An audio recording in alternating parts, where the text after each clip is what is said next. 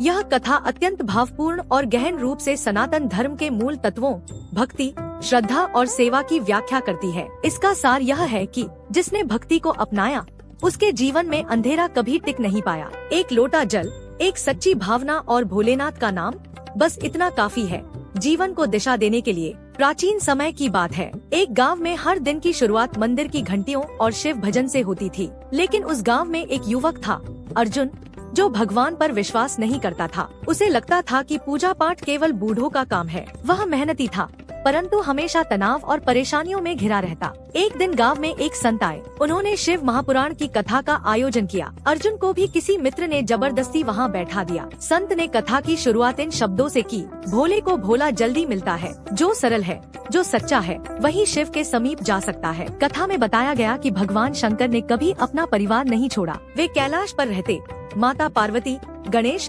कार्तिकेय और समस्त गणों के साथ। वे तपस्वी होते हुए भी गृहस्थ धर्म के आदर्श थे। कथा ने अर्जुन को भीतर तक झकझोर दिया। संत बोले, शिव महापुराण में लिखा है, जो सच्चे मन से घर में रहकर भी भगवान का नाम जपता है, उसे वही फल प्राप्त होता है जो जंगल में तप करने वाले को मिलता है। उस रात अर्जुन को नींद नहीं आई। अगले दिन वह शिव मंदिर गया, कांपते हाथों से एक लोटा जल चढ़ाया और बस यही कहा, हे भोलेनाथ, मुझे समझ नहीं आता कि आप कौन हैं, पर मैं अब आपको जानना चाहता हूँ। धीरे धीरे उसका जीवन बदलने लगा। जहाँ पहले क्रोध था, वहाँ अब शांति थी। जहाँ पहले तनाव था, वहाँ अब समाधान था। उसके कार्य में सफलता मिलने लगी, परिवार में प्रेम बढ़ा और सबसे महत्वपूर्ण, उसे आत्मिक सुख की अनुभूति हुई। कुछ महीनों बाद वही अर्जुन गांव के बच्चों को शिव की कथाएं सुनाता था। वह खुद एक प्रेरणा बन चुका था। एक युवक जो भगवान पर विश्वास नहीं करता था, आज भोले का दास कहलाता है। और सब कुछ शुरू हुआ एक लोटा जल, एक भक्ति के भाव और शिव महापुराण की एक कथा से। यही है सनातन धर्म की शक्ति,